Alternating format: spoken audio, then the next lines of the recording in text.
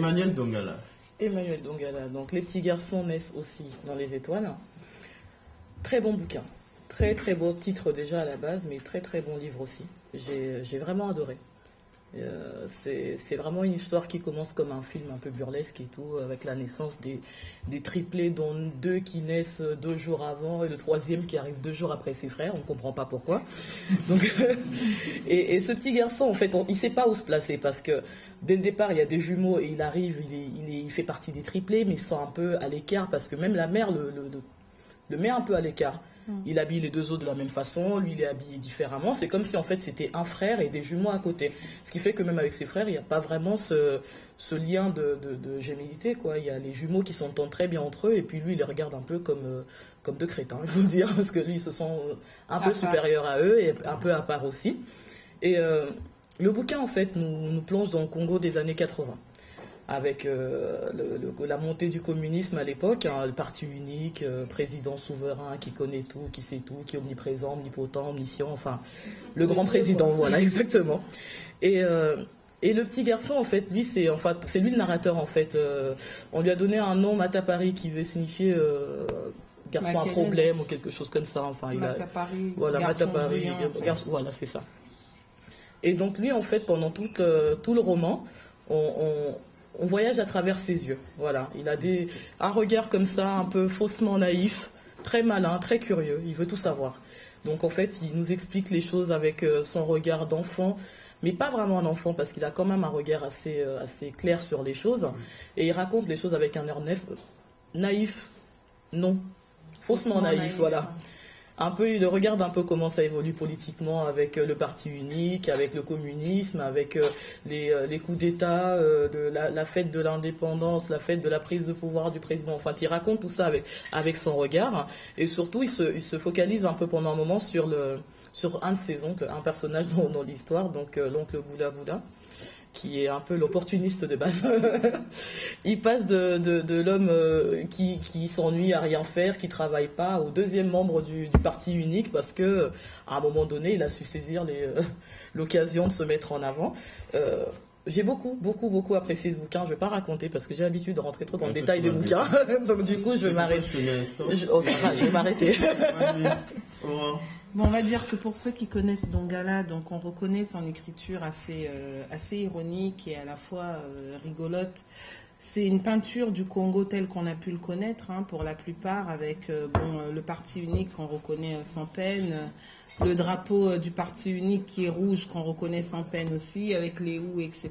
Donc on fait assez vite le parallèle avec le Congo. Je trouve que c'est un roman assez subversif quand même, parce que vu la période à laquelle il a été écrit, il fallait oser. De pouvoir aussi parler du système, parce que justement ce qu'il explique assez bien Dongala, c'est que le système faisait que si tu es au parti, ben, tu as une bonne situation sociale, et si tu n'es pas au parti, ben, voilà, tu fais partie de la plèbe, quoi, donc tu n'as pas de situation sociale. Par la voix de Matapari, je pense qu'il a pris la voix d'un enfant pour pouvoir s'étonner de choses réelles, en fait, pour pouvoir avoir cette innocence-là, tout en soulevant de vraies problématiques. Moi, c'est un livre qui m'a plu, surtout qu'il y a ce petit clin d'œil-là avec des noms Congo, Matapari, l'oncle Boula Boula. Voilà, donc c'est assez rigolo, c'est un bon livre. Faut pas se fier au fait qu'il est dense, on voit pas le temps passer, en fait. C'est un très beau livre. C'est très fluide, on rentre dedans facilement, l'écriture glisse, et il y a des livres où on a vraiment un peu de mal où il faut se concentrer, quoi. Non, là, l'écriture est vraiment vif, il est enlevé, il est imagé, il est coloré. Il décrit dedans des situations qu'on a tous plus ou moins pu connaître. Il fait un peu référence lorsque le président se déplace quelque part, ou bien le chef du village qui est chef du village, mais c'est comme c'est pas l'intellectuel du coin, ben le maître du coup il devient le représentant du parti unique et c'est lui l'intellectuel du coin.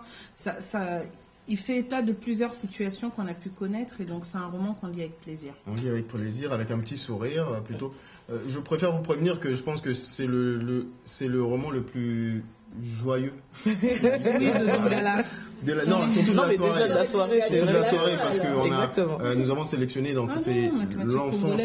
Mathématiques congolaises. Oui. On va revenir sur mathématiques congolaises. Mais disons que l'enfant là, pour le coup, il nous montre ce qu'il voit, mais il subit pas. Non, il subit rien du tout. Lui, il c'est regarde. quelqu'un qui a une enfance normale et puis qui regarde, qui voit autour de lui ce qui se passe et donc il nous raconte son époque. Donc c'est dans ce sens-là que je dis, c'est plutôt par rapport à l'enfance, qui est le thème général de la soirée, hein, on est autour de l'enfance, où là pour l'enfance, Leonora Miano c'était c'était dur. Là, Dongala, par rapport à l'enfant, il lui donne un rôle qui est quand même assez positif, qui est un rôle d'observateur. Ouais, c'est un peu le petit Candide, quoi. Il regarde les choses comme ça, et puis comme on dit, la vérité sort de la bouche des enfants. Là, pour le coup, on a toutes les vérités qui sortent de la bouche de ce gamin, et voilà. Et je pense que c'est pour ça qu'il a choisi un enfant, tout à fait, pour pouvoir soulever des problématiques. Dans le même genre, ça m'a fait penser beaucoup aussi à Alain Mabankou. Demain, je reviens. Oui, tout à fait. C'est un peu dans le même esprit, hein, par rapport au Demain, j'aurai 20 ans de Alain Mabankou, qui est le gamin qui raconte son époque dans sa position d'enfant, avec parfois des questions qui semblent ingénues, mais qui derrière, en fait, posent des questions. Des vraies questions, des vraies interrogations, tout à fait. Donc, vous conseillez tout Je le recommande vivement. Oui, je le recommande vivement. L'intérêt des regards croisés, c'est que là, pour le coup, avec Aurélie, on n'était pas totalement sur la même ligne. On lit pas les mêmes choses. Mais on lit pas les mêmes choses, on n'a pas les mêmes les mêmes goûts. On n'a pas les mêmes goûts en matière littéraire. Et là, vous avez une unanimité des lectrices. Donc, jetez-vous dessus. Pendo kwenye iko ni mbali tu